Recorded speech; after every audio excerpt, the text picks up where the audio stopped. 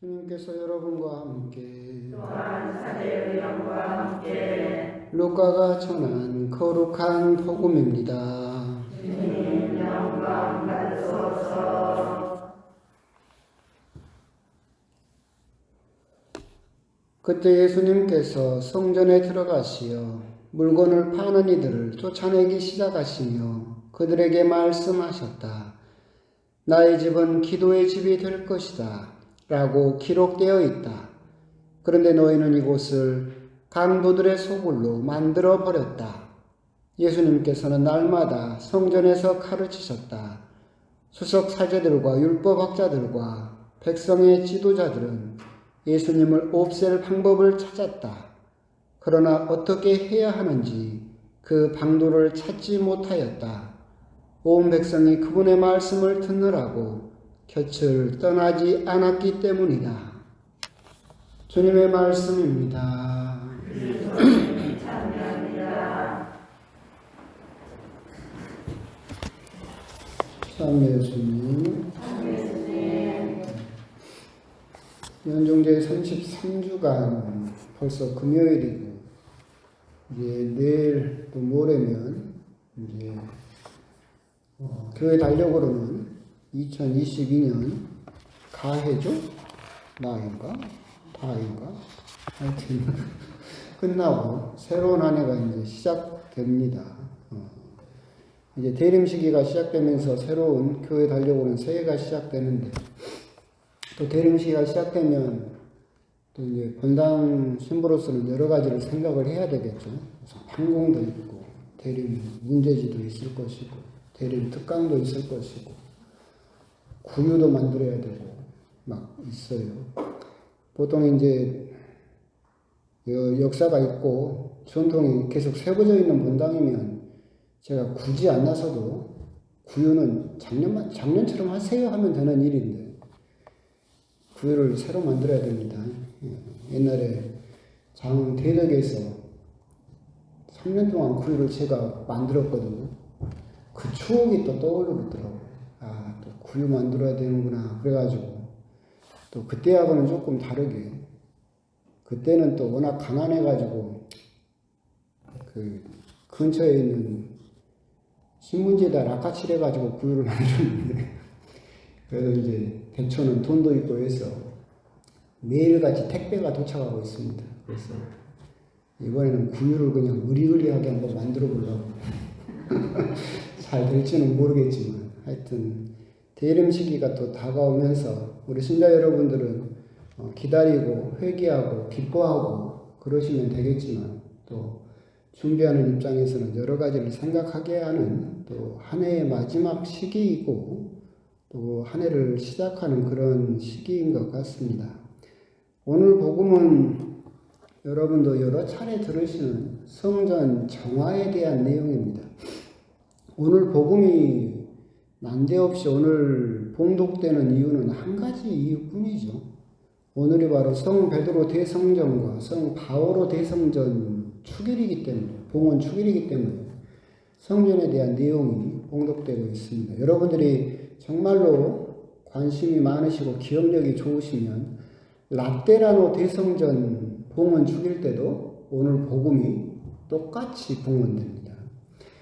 우리 가톨릭 교회에는 4대 성전이 있습니다. 물론 목포회가 그 준대성전이라고 김희중 대주교님께서 하신 대성전에 준한다라고 그런 성전이 있긴 하지만 공식적으로 인정되는 4대 성전이 있는데 라테라노 대성전, 오늘 기억하는 베드로 대성전, 바오로 대성전, 그리고 성모 마리아 대성전이 로마에 있는데 그렇게 네 개의 대성전이 있습니다. 혹시 성지순례 가셔가지고 다 가보셨을까요? 가보신 분들은 좋으시고 물론 저는 거기서 유학생활 하면서 혹은 날 가보긴 했지만 우리 신자분들 따라갔을 때 그건 간 것도 아니더만. 옛날에 운암동에서 성지순례를 와가지고 제가 하루를 따라다녀 봤거든요. 버스가 딱 서요. 자, 여기 관람 시간 20분입니다. 몇 분까지 버스 타세요. 그러면 팍 내려가지고 팍 사진을 찍어. 그러고 나서 와가지고 버스를 타. 구경은 어디서 해요? 차 안에서 사진 찍은 걸로 구경을. 그걸 보면서 뭐 하자는 건지 모르겠어요. 여기는 하루에 4대 성전을 다 돌아야 되니까 가서 차분하게 성상을 관람하고 막 설명을 듣고 그럴 시간이 없어요. 자, 20분입니다. 내려가지고 정작 관람은 버스 안에서 기껏 너 그거 찍었어? 하면서 서로 보고 있더라고요. 야, 그게 무슨 성지순례입니까? 참 그런 걸 보면 조금 우리도 의미를 되살릴 필요가 있겠죠. 하여튼 그렇게 대성전이 있고 베드로 대성전과 바오로 대성전을 또 봉헌한 축일에 오늘은 성전 정화. 하여튼 대성전이 그렇게 엄청난 규모의 그런 걸 자랑한다 하더라도 성전의 본래 의미가 무엇이냐? 기도의 집이다라고 하는 거. 그것을 강조하기 위해서 라테라노 대성전 봉헌 축일이 되었든 4대 성전 봉헌 축일이 되면 오늘 복음이 봉독된다라고 하는 것입니다. 지난주였던가 제가 얼핏 말씀드렸었죠. 그 예루살렘 예루살렘 성전은 사실은 그 솔로몬이 맨 처음 만들었어요. 솔로몬이 맨 처음 만들었는데 그때는 그렇게 규모가 크진 않았어요. 솔로몬이 지었다가 나중에 나라가 망하면서 무너졌죠. 그리고 나서 다시 지은 게 에즈라, 느헤미야, 주룹바벨 시대에, 그러니까 한참 시간이 흘러서 바벨론 유배를 갔다 와서 솔로몬 성전을 수습해서 솔로몬 성전 규모만도 못하지만 그래도 소소하게 다시 성전을 복구를 합니다. 그것을 제2성전 시대라고 부릅니다. 구약 성경의 후반부겠죠. 그러다가 이제 예수님 시대가 되면서 헤로데 대왕이라는 사람이 등장을 해서 기존 성전을 거의 허물었어요. 그리고 대대적으로 다시 엄청난 규모로 짓기 시작했고 예수님 때만 해도 완공되지 못했어요. 계속 짓고 있는 상황이었었고 그래서 이제 엄청난 규모를 지었는데 그 예루살렘 대성전이 지금의 상암 경기장의 몇 배 규모라고 그랬습니까? 35배 규모입니다. 지금 우리 상암 축구장이 35배라는 엄청난 규모를 자랑하는 성전으로 지어졌죠. 예루살렘 성전을 이렇게 간략하게 들여다보면 구역이 이렇게 나누어져 있어요. 구역이. 그래서 성전을 들어가면 맨 처음 가장 큰 규모로 있는 게 이방인의 뜰이라는 구간이 있어요. 여기는 이방인들도 여기까지는 들어갈 수 있어요. 거기에가 이제 오늘 복음에 나오는 시장, 환전상 이런 사람들이 북새통을 이루고 양 팔고 비둘기 팔고 환전해주는 시장이 형성되어 있었죠. 이 이방인의 뜰을 넘어가면 문이 있고 그걸 다시 넘어가게 되면 거기는 여인들의 뜰이 나와요. 여인들의 뜰은 유대인만 들어갈 수 있어요. 이게 유대인 남자, 유대인 여자 다 이방인은 못 들어가죠. 그 여인들의 뜰을 다시 넘어가면 거기는 이제 또 문이 있고 넘어가게 되면 그러니까 그 전에 그 과부가 헌금했죠. 레톤 투닙을 헌금함이 여인들의 뜰에가 쫙 배치가 돼 있고 거기를 넘어가게 되면 다음 구역은 이스라엘의 뜰이라고 불려요. 거기는 유대인 남자만 들어갈 수 있어요. 여자들은 여인들의 뜰까지만 들어갈 수 있고 거기를 들어가게 되면 유대인 남자만 거기를 들어갈 수 있고 다시 거기를 지나서 다음 문으로 나가게 되면 거기에가 뭐가 있느냐면 성전이 있습니다. 그리고 성전도 더 들어가면 지성소가 있겠죠. 가장 깊은 곳에.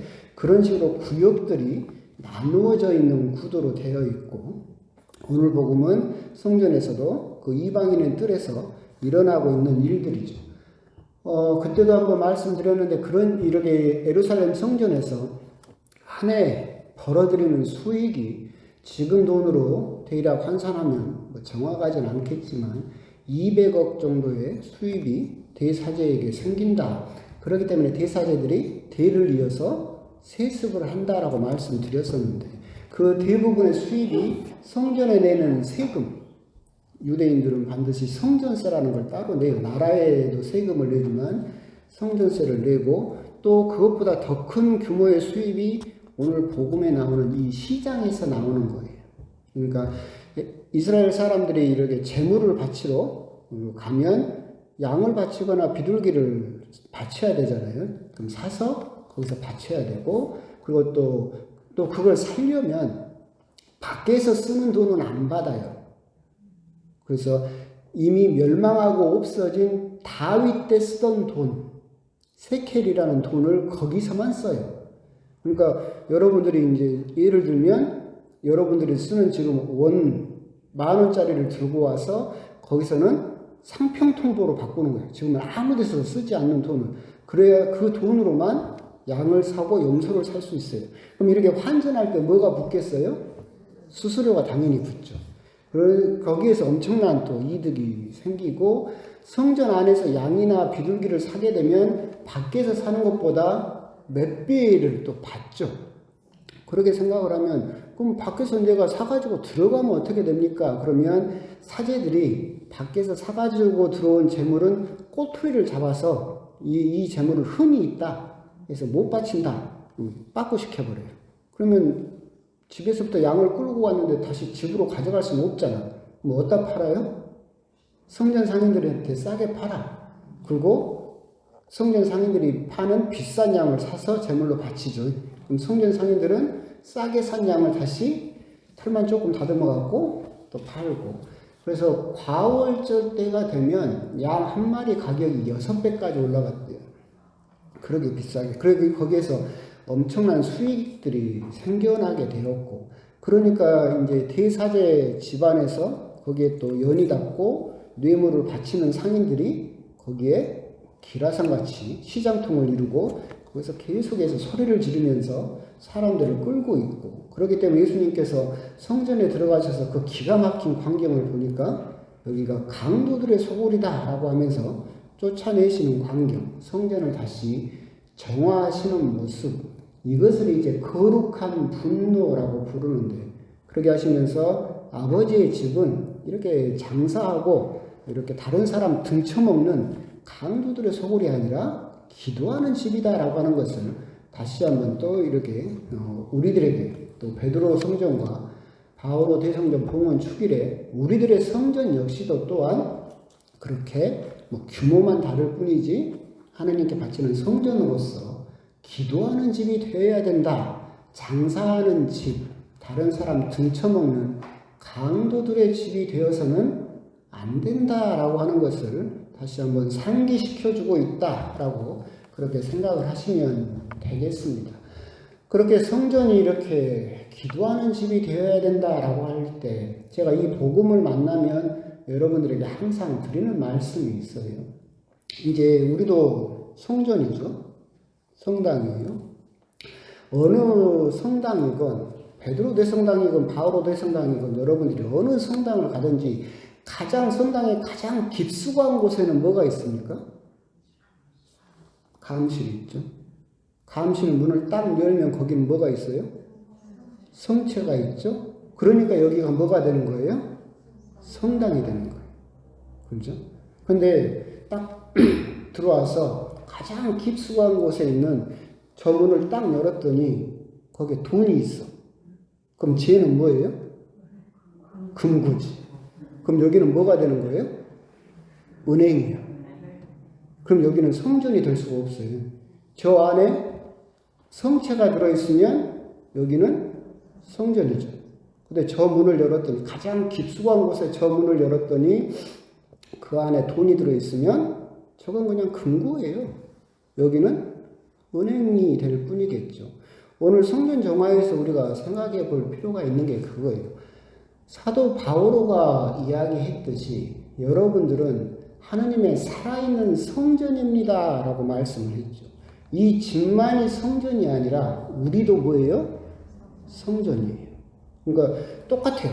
여러분들의 가장 깊은 곳, 아까 예루살렘 성전도 이방인 애들, 여인 애들, 이스라엘 애들, 성전, 지성소 계속 가장 깊은 곳으로 들어가야 됐듯이 여러분들의 겉에 드러나는 것 말고 파헤쳐가지고 가장 깊숙한 곳을 들어갔어. 그래서 거기 문을 딱 열었어. 그랬더니 거기에가 예수님이 계셔. 그럼 여러분들은 뭐예요? 살아있는 성전이에요. 걸어다니는 감실이죠. 그렇죠? 근데 여러분들의 가장 깊숙한 곳을 들어가서 문을 딱 열었더니 그 안에 돈이 들었어요. 그럼 여러분들은 뭐예요? 걸어다니는 금고예요. 그렇죠? 보이기에는 똑같이 성전인 것처럼 보이지만 가장 깊숙한 곳에 들어가서 문을 열었을 때 과연 그 안에 예수님이 계시느냐? 아니면 세상의 욕심으로 가득 찬 그런 것들이 들어있느냐? 여기에서 우리들은 성전 정화의 의미를 한번 곰곰이 되돌아볼 필요가 있겠다라고 하는 겁니다. 물론 이렇게 평일미사 나오실 정도 되시는 분들은 가장 깊숙한 곳에 문을 열면 예수님이 계시겠죠. 그죠? 이 저녁에 여기까지 나올 정도면 그러니까 나왔겠지. 이 저녁에 여기까지 날도 추운데 나와가지고 빈게 하나님 로또 좀 되게 해주십시오. 하나님 월급 좀 올려주시고 부동산 값 좀 올라가게 해주시고 제가 산 주식 좀 이렇게 기도하는 사람은 여기 없잖아요. 그렇잖아요. 내가 하나님을 믿는다라고 하는데 가장 깊숙한 하나님을 믿는 이유가 주식 좀 올려주시고 부동산 값 좀 올려주시고 내 아파트 가격 좀 올려주십시오 라고 믿으면 그 사람은 성전이 아니에요. 걸어다니는 금고일 뿐이겠죠. 우리 역시도 신앙생활을 하면서 아름다운 성전이지만 강도들의 소굴인 성전이 있을 수 있고 기도하는 집에 성전이 있을 수 있다. 이것이 우리 신앙생활에 참 어려운 점이다 라는 점은 우리가 생각해 볼 필요가 있는데 오늘 성전 봉헌 축일에 예수님께서 성전 정화의 그런 말씀을 하시면서 너희들은 기도하는 집 사도 바울의 말씀처럼 하면 살아있는 성전이다 라고 할 때 과연 나는 가장 깊숙한 곳에 들어가서 나의 본 마음 내가 정말 하느님에게 청하는 것 하느님에게 바라는 것 아무에게도 말하지 못하는 가장 깊숙한 곳에 예수님이 계시느냐 아니면 돈이나 다른 세상에 욕심이 들어있느냐 여기에 따라서 여러분들은 성전이 될 수도 있고 은행이 될 수도 있다 이러는 점을 생각하셔서 만약 그 안에 여러분들이 금고이고 은행이면 예수님 말씀처럼 정화를 해서 여러분들은 다시 하느님의 아름다운 성전이 되어야 된다라고 하는 점 그런 점에 대해서 한번 또 곰곰이 묵상을 해보셨으면 좋겠습니다. 아멘.